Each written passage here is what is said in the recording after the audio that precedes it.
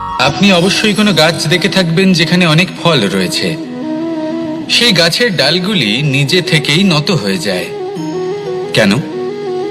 যাতে মানুষ, প্রাণী, এরা সকলে যাতে সেই ফল খুব সহজে গ্রহণ করতে পারেন। এটাই হলো প্রকৃতির শিক্ষা, এটাই হলো প্রকৃতির নিয়ম। মানুষেরও কিছুটা এরকমই হওয়া উচিত। যদি আপনি সাফল্যের চরম সীমায় পৌঁছে যান, অনেক বেশি ধন অর্জন করে ফেলেন, তখন মনে রাখবেন যে আপনি যেন অহংকারী না হয়ে পড়েন। বিনম্র থাকতে হবে। সেই ধনকে ব্যবহার করতে হবে উচিত কাজের জন্য। সেই ধনের দ্বারা সমাজের মঙ্গল করা উচিত। সকল মানুষকে সাহায্য করা উচিত যাদের ধনের অভাব আছে। যদি ধনী হওয়া সত্ত্বেও আপনি ধনের সদ্ব্যবহার এই সমাজের মঙ্গলের জন্য, তার ভালোর জন্য না করেন, যদি আপনি ধন দান না করেন, তাহলে এই ধন অহংকার রূপী বিষে পরিণত হয়ে আপনাকেই নাশ করবে। তাই ফলে ভরা গাছের মতো নত হয়ে থাকুন, বিনম্র হয়ে থাকুন। কখনো কখনো এমন সময় আসবে যখন আমাদের আপনজনের থেকে সাহায্য চাইতে হয়। আমরা সাহায্য চাই আর তারা সাহায্য করেও দেন, আমাদের সংকট থেকে মুক্তও করে দেন।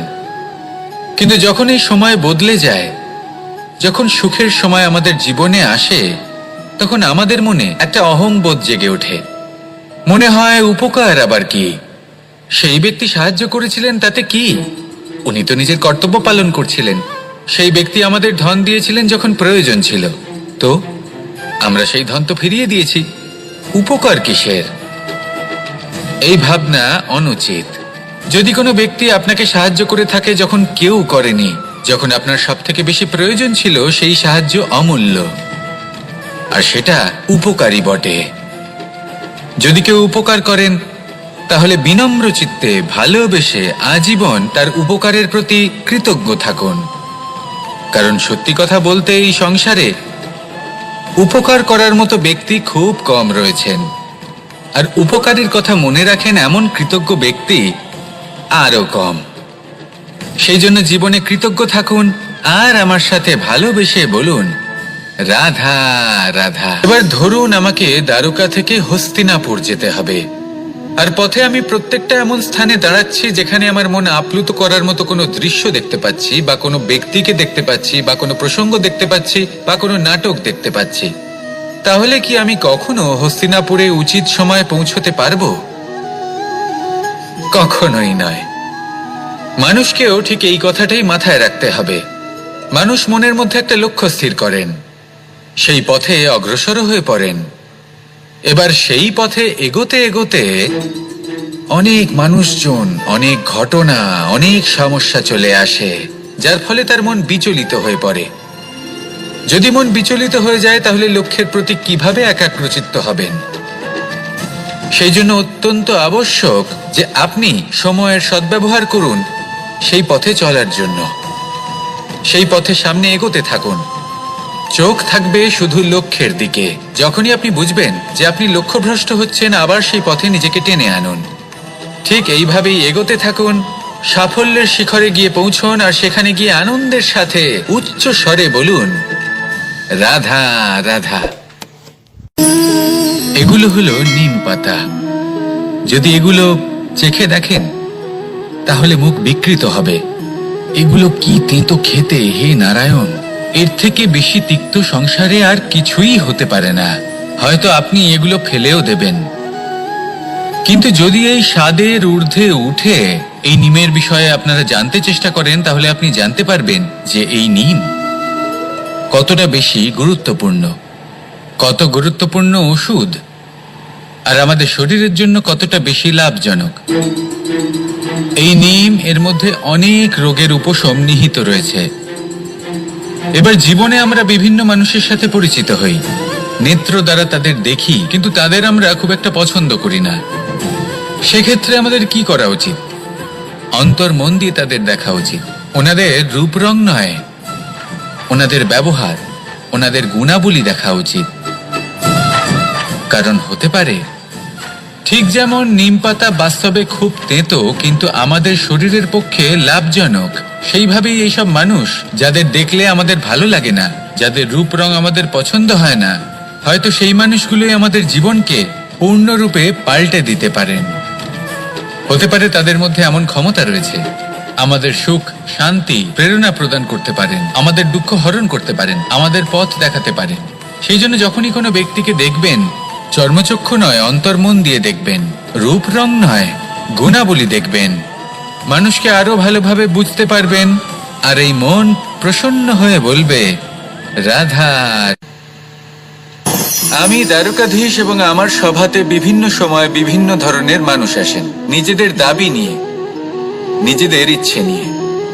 কখনো কেউ ভোজন চান, আবার কখনো কেউ ওষুধ, কখনো কেউ বস্তু চান, কেউ আবার চান বস্ত্র, কারোর জ্ঞান চাই, কারোর ধন চাই, আবার কারোর বাসস্থান। অনেক সময় আমি এই অনুরোধ, এই ইচ্ছে পূর্ণ করি না। এবার আপনি এটা ভাবতেই পারেন যে কৃষ্ণ তো তাহলে লোভী, ওর কাছে তো সবকিছুই রয়েছে, তারপরেও সে নিজের প্রজার ইচ্ছে পূর্ণ করে না, তাদের সমস্যাগুলি বুঝতে পারে না, তাদের সুখ স্বাচ্ছন্দ্য প্রদান করে না।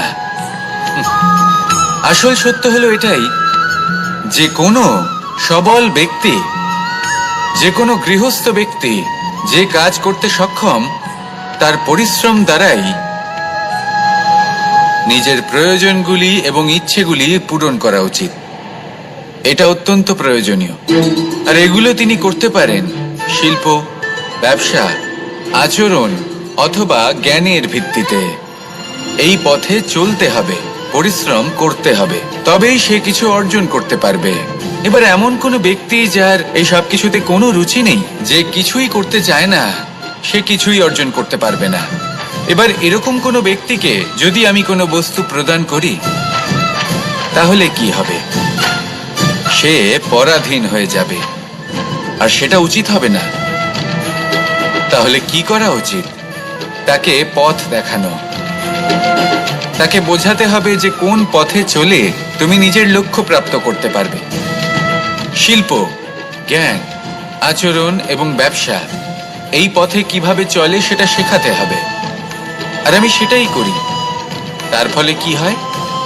ব্যক্তি স্বাধীন হয়ে যায়, সংসারে সে যা চাইবে তাই প্রাপ্ত করতে পারবে, কখনো কারোর থেকে কিছু চাইবার প্রয়োজন পড়বেই না। এই কথাটা সবসময় মনে রাখবেন। যখনই দান করবেন তা ভাবনা চিন্তা করে এমন ভাবে দান করবেন যাতে সামনের ব্যক্তি স্বাধীন হতে পারেন, পরাধীন নয়। আসুন আমার সাথে ভালোবেসে বলুন, রাধা রাধা।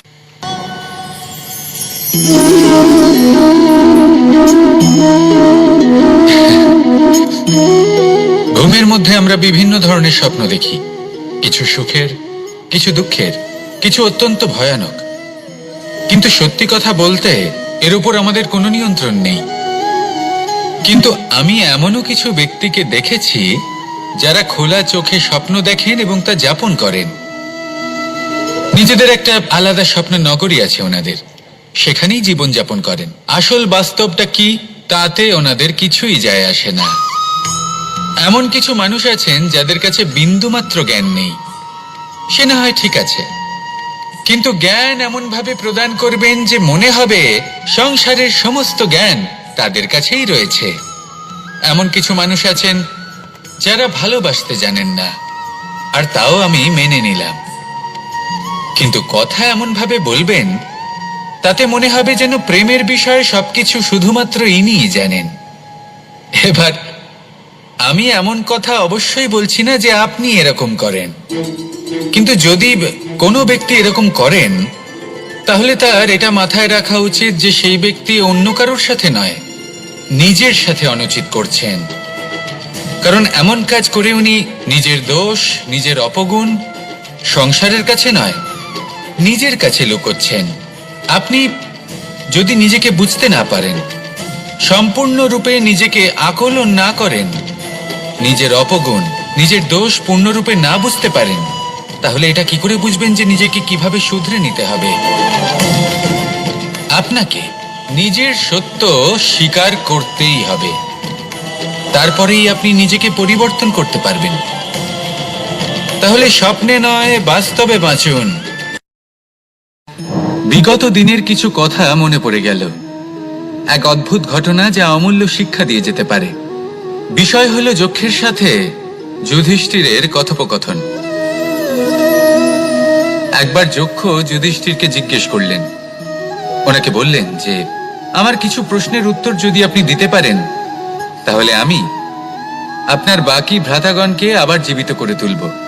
সেগুলোর মধ্যে খুব গুরুত্বপূর্ণ আর কঠিন একটা প্রশ্ন ছিল, এই সংসারের সব থেকে শ্রেষ্ঠ আশ্চর্য কোনটি?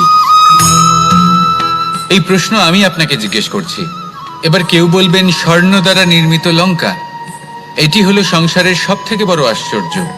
কেউ বলবেন বরফে ঢাকা সেই পর্বত যা আকাশ স্পর্শ করে। কেউ বলবেন সেই সমুদ্র যার গভীরতা মাপা অসম্ভব ব্যাপার। কেউ বলবেন সেই বায়ু যা আমরা দেখতে পাই না কিন্তু তা আমাদের জীবন দান করে। সংসারের সব থেকে বড় আশ্চর্য কি, সেই প্রশ্নের উত্তর যুধিষ্ঠির দিয়েছিলেন, আর তা ছিল শ্রেষ্ঠ উত্তর এবং উচিত। উনি বলেছিলেন যে সংসারে প্রতিদিন কোনো ব্যক্তি জন্ম লাভ করেন আর কোনো ব্যক্তি মৃত্যুও লাভ করেন। এবার এই কথাটা সবাই জানেন, সবাই বোঝেন যে যখন জন্মেছি তখন কোনো একদিন আমিও অবশ্যই মৃত্যু লাভ করব। এবার যখন এই কথা প্রত্যেকটা মানুষ জানেন, তখন কেন প্রত্যেক মানুষ এই চিন্তায় থাকেন, এই নিয়ে কষ্ট পান, এই নিয়ে ব্যাকুল হয়ে থাকেন যে উনি একদিন মৃত্যু লাভ করবেন, তার থেকে দূরে পালাতে চেষ্টা করেন? বলেন যে আমি মৃত্যু লাভ করতে চাই না। কেন? যেখানে কোনো না কোনো দিন এটা অবশ্যই হবে। এ হলো ব্রহ্ম সত্য। এই যে ব্যাকুলতা, এই ভয়, এই যন্ত্রণা, এই চিন্তা তার মনকে বাঁচতেই দেয় না, এই জীবন অনুভবই করতে দেয় না। সেই জন্য এই চিন্তা, ব্যাকুলতা, ভয় এসবের কি লাভ? কোনো লাভ নেই। সেই জন্য যতক্ষণ জীবনযাপন করছেন প্রত্যেক মুহূর্ত যেন শ্রেষ্ঠ হয়, আনন্দময় হয়, প্রেমের দ্বারা পরিপূর্ণ হয়, সেই চেষ্টা করুন। চেষ্টা করুন যাতে আপনি যে কাজ করছেন তার দ্বারা যেন অন্যের মঙ্গল হয়। এই প্রচেষ্টাই আপনার জীবনকে প্রসন্নতা আর প্রেম দ্বারা ভরিয়ে তুলবে। এই মন সুপ্রসন্ন হয়ে বলবে রাধা রাধা। এবার যদি আপনাকে জিজ্ঞেস করা হয় যে সব থেকে বেশি শক্তির অনুভব কোথা থেকে করা সম্ভব, তখন কেউ কেউ বলবেন পুষ্টিকর আহার গ্রহণ করলে, ব্যায়াম করলে। কেউ বলবেন ধন লাভ করলে, বন্ধুদের থেকে, পরিবারের থেকে, আদি ইত্যাদি। এইভাবে আপনি শক্তির অনুভব অবশ্যই করতে পারেন, কিন্তু সব থেকে বেশি শক্তির অনুভব যদি আপনি করতে চান তাহলে তা পাবেন শুধু একতার দ্বারা, সংগঠনের দ্বারা। যদি আপনাকে উদাহরণ দিই, নিজের এই হাতটাকে দেখুন, 5টা আঙুল রয়েছে। কোনো একটা বস্তুকে নিজের একটা আঙুল দ্বারা তুলে ধরার চেষ্টা করে দেখুন, বড়ই কষ্ট হবে। তখন আপনি বুঝতে পারবেন যখন এই 5টি আঙুল একত্রিত হয় তখন কোনো কাজ কতটা সহজ হতে পারে। এটাই হলো শক্তি, একতার। সব থেকে ভালো উদাহরণ যদি আপনাকে দিই তাহলে বাঁশি। এই বাঁশি থেকে অত্যন্ত মধুর সুর নির্গত হয় যা সবার মন প্রসন্ন করে দেয়। এই কথা সত্যি, কিন্তু এই বাঁশি আমি একটা বা দুটো আঙুল দিয়ে বাজাতে পারবো না। আমাকে প্রত্যেকটা আঙুল ব্যবহার করতেই হবে, তবেই এর থেকে মধুর সুর নির্গত হবে যা সকলকে প্রসন্ন করবে, ঠিক কিনা? ঠিক এইভাবেই যদি আপনি চান যে আপনার জীবনরূপী বাঁশি থেকেও মধুর সুর নির্গত হোক বা সবার মনকে প্রসন্ন করে তুলুক, তাহলে আপনাকেও জীবনে একতা নিয়ে আসতেই হবে। আপনি একাও কর্ম করতে পারেন, পথ চলতেও পারেন, সামনেও এগোতে পারেন, সাফল্যও লাভ করতে পারেন। কিন্তু যখন সকলে একসাথে এগোবেন, সেই পথে চলবেন, সেই কর্মই করবেন, তখন লক্ষ্যে অবশ্যই পৌঁছবেন, সাফল্য অবশ্যই লাভ করবেন। কিন্তু সেই সাফল্য এবং তার আনন্দর সংমিশ্রণটাই একটু অন্যরকম হবে। তাই জীবনে ঐক্যবদ্ধ হন, একসাথে মিলে এগোতে থাকুন, আর আমার সাথে ভালোবেসে বলুন রাধা রাধা। 2 ধরনের আবেগ রয়েছে যার কোনো মূল্য নেই। আমার কথার অর্থ এটা নয় যে এদের কোনো গুরুত্ব নেই, গুরুত্ব যথেষ্টই রয়েছে। শুধু এদের জন্য আপনাকে কোনো মূল্য দিতে হয় না। প্রথম আবেগ হলো আনন্দ, প্রসন্নতা। এটা আপনি যে কোনো জায়গায় খুঁজে পেতে পারেন যদি আপনি খুঁজে পেতে চান। আপনি কোনো পুষ্পের সৌন্দর্য দেখে প্রসন্ন হতে পারেন। বায়ুর কারণে যখন একটি বৃক্ষ শিহরিত হয় সেটা দেখে আপনি প্রসন্ন হতে পারেন। একটা ছোট্ট শিশুর কলরব শুনেও আপনি প্রসন্ন হতে পারেন। একটা ক্রন্দনরত বালককে হাসিয়ে আপনি প্রসন্ন হতে পারেন। সবকিছু আপনার উপর নির্ভরশীল। সেখানে আরেকটি আবেগ হলো দুশ্চিন্তা। মানুষ বড়ই দুশ্চিন্তা করতে থাকে। আজ আমি এই কাজ করেছি, সেই বিষয়ে চিন্তা। আজ আমি এই কাজ করতে পারিনি, সেই বিষয়ে চিন্তা। কাল আমাকে এই কাজ করতে হবে, সেই নিয়ে চিন্তা। আমি কি সেই কাজটা করতে পারবো, সেই বিষয়ে দুশ্চিন্তা। চিন্তা সর্বত্র রয়েছে, যার জন্য মূল্য দিতে হয় না। যত চান আপনি একত্রিত করতে পারেন। একটা গুরুত্বপূর্ণ কথা মনে রাখবেন, প্রসন্নতা জীবনের একটা নতুন সূত্রপাত। সেখানে দুশ্চিন্তা হলো জীবনের চিতার সমান। এবার এই দুটি আবেগ হলো মূল্যহীন। দুটোই আপনার সামনে আছে। কোনটা চয়ন করবেন আপনি, দুশ্চিন্তা নাকি প্রসন্নতা? সিদ্ধান্ত। আপনি অবশ্যই কোনো গাছ দেখে থাকবেন যেখানে অনেক ফল রয়েছে। সেই গাছের ডালগুলি নিজে থেকেই নত হয়ে যায়। কেন? যাতে মানুষ, প্রাণী, এরা সকলে যাতে সেই ফল খুব সহজে গ্রহণ করতে পারেন। এটাই হলো প্রকৃতির শিক্ষা, এটাই হলো প্রকৃতির নিয়ম।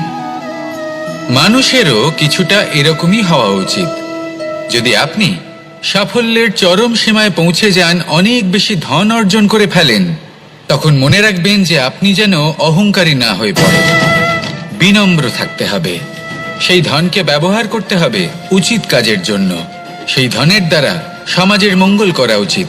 সকল মানুষকে সাহায্য করা উচিত যাদের ধনের অভাব আছে। যদি ধনী হওয়া সত্ত্বেও আপনি ধনের সদ্ব্যবহার এই সমাজের মঙ্গলের জন্য, তার ভালোর জন্য না করেন, যদি আপনি ধন দান না করেন, তাহলে এই ধন অহংকার রূপী বিষে পরিণত হয়ে আপনাকেই নাশ করবে। তাই ফলে ভরা গাছের মতো নত হয়ে থাকুন, বিনম্র হয়ে থাকুন। কখনো কখনো এমন সময় আসবে যখন আমাদের আপনজনের থেকে সাহায্য চাইতে হয়। আমরা সাহায্য চাই আর তারা সাহায্য করেও দেন, আমাদের সংকট থেকে মুক্তও করে দেন। কিন্তু যখন এই সময় বদলে যায়, যখন সুখের সময় আমাদের জীবনে আসে, তখন আমাদের মনে একটা অহংবোধ জেগে ওঠে। মনে হয় উপকার আবার কি, সেই ব্যক্তি সাহায্য করেছিলেন তাতে কি, উনি তো নিজের কর্তব্য পালন করছিলেন। সেই ব্যক্তি আমাদের ধন দিয়েছিলেন যখন প্রয়োজন ছিল, তো আমরা সেই ধন তো ফিরিয়ে দিয়েছি, উপকার কিসের? এই ভাবনা অনুচিত। যদি কোনো ব্যক্তি আপনাকে সাহায্য করে থাকে যখন কেউ করেনি, যখন আপনার সবথেকে বেশি প্রয়োজন ছিল, সেই সাহায্য অমূল্য, আর সেটা উপকারী বটে। যদি কেউ উপকার করেন, তাহলে বিনম্র চিত্তে ভালোবেসে আজীবন তার উপকারের প্রতি কৃতজ্ঞ থাকুন। কারণ সত্যি কথা বলতে এই সংসারে উপকার করার মতো ব্যক্তি খুব কম রয়েছেন, আর উপকারের কথা মনে রাখেন এমন কৃতজ্ঞ ব্যক্তি আরো কম। সেই জন্য জীবনে কৃতজ্ঞ থাকুন আর আমার সাথে ভালোবেসে বলুন, রাধা রাধা। এবার ধরুন আমাকে দ্বারকা থেকে হস্তিনাপুর যেতে হবে, আর পথে আমি প্রত্যেকটা এমন স্থানে দাঁড়াচ্ছি যেখানে আমার মন আপ্লুত করার মতো কোনো দৃশ্য দেখতে পাচ্ছি, বা কোনো ব্যক্তিকে দেখতে পাচ্ছি, বা কোনো প্রসঙ্গ দেখতে পাচ্ছি, বা কোনো নাটক দেখতে পাচ্ছি। তাহলে কি আমি কখনো হস্তিনাপুরে উচিত সময়ে পৌঁছতে পারবো? কখনোই নয়। মানুষকেও ঠিক এই কথাটাই মাথায় রাখতে হবে। মানুষ মনের মধ্যে একটা লক্ষ্য স্থির করেন, সেই পথে অগ্রসর হয়ে পড়েন। এবার সেই পথে এগোতে এগোতে অনেক মানুষজন, অনেক ঘটনা, অনেক সমস্যা চলে আসে, যার ফলে তার মন বিচলিত হয়ে পড়ে।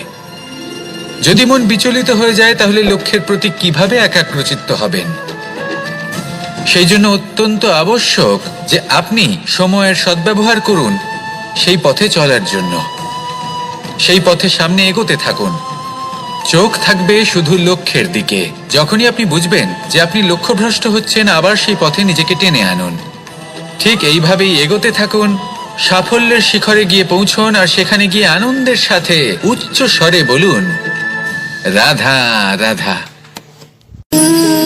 এগুলো হলো নিম পাতা। যদি এগুলো চেখে দেখেন তাহলে মুখ বিকৃত হবে। এগুলো কি তেতো খেতে, হে নারায়ণ! এর থেকে বেশি তিক্ত সংসারে আর কিছুই হতে পারে না। হয়তো আপনি এগুলো ফেলেও দেবেন, কিন্তু যদি এই স্বাদের ঊর্ধ্বে উঠে এই নিমের বিষয়ে আপনারা জানতে চেষ্টা করেন, তাহলে আপনি জানতে পারবেন যে এই নিম কতটা বেশি গুরুত্বপূর্ণ, কত গুরুত্বপূর্ণ ওষুধ, আর আমাদের শরীরের জন্য কতটা বেশি লাভজনক। এই নিম এর মধ্যে অনেক রোগের উপশম নিহিত রয়েছে। এবার জীবনে আমরা বিভিন্ন মানুষের সাথে পরিচিত হই, নেত্র দ্বারা তাদের দেখি, কিন্তু তাদের আমরা খুব একটা পছন্দ করি না। সেক্ষেত্রে আমাদের কি করা উচিত? অন্তর মন দিয়ে তাদের দেখা উচিত। ওনাদের রূপ রং নয়, ওনাদের ব্যবহার, ওনাদের গুণাবলী দেখা উচিত। কারণ হতে পারে ঠিক যেমন নিম পাতা বাস্তবে খুব তেতো কিন্তু আমাদের শরীরের পক্ষে লাভজনক, সেইভাবেই এইসব মানুষ যাদের দেখলে আমাদের ভালো লাগে না, যাদের রূপ রং আমাদের পছন্দ হয় না, হয়তো সেই মানুষগুলোই আমাদের জীবনকে পূর্ণরূপে পাল্টে দিতে পারেন। হতে পারে তাদের মধ্যে এমন ক্ষমতা রয়েছে, আমাদের সুখ, শান্তি, প্রেরণা প্রদান করতে পারেন, আমাদের দুঃখ হরণ করতে পারেন, আমাদের পথ দেখাতে পারেন। সেই জন্য যখনই কোনো ব্যক্তিকে দেখবেন, চর্মচক্ষু নয় অন্তর্মন দিয়ে দেখবেন, রূপ রং নয় গুণাবলী দেখবেন, মানুষকে আরো ভালোভাবে বুঝতে পারবেন, আর এই মন প্রসন্ন হয়ে বলবে, রাধা।